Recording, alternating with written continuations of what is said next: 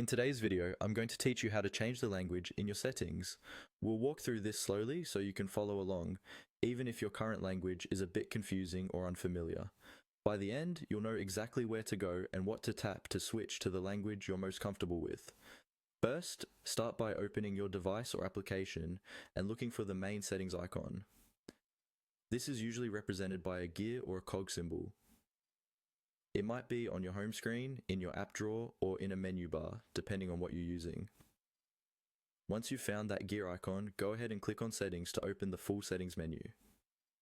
When the settings menu opens, you'll see a list of different categories. These can include things like sound, display, security, and other options.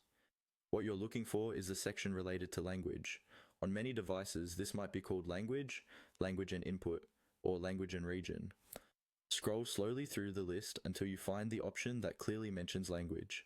When you see it, click on it to open the language settings.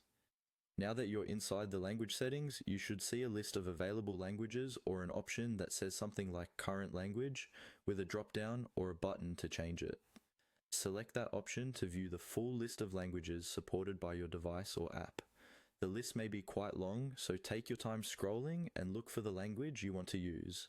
Languages are often grouped together by script, and sometimes they're written in their own native form, which can help you recognize them more easily. Once you've found your preferred language, click on it to select it. In many cases, your device or application will immediately switch to that language. You might see the menus, buttons, and labels change right away. On some systems, you may be asked to confirm your choice before the change is applied. If that happens, just confirm that you want to use this new language. Give your device or app a moment to update. After that, your interface should now appear in the language you selected, making it easier for you to navigate and use all the features comfortably.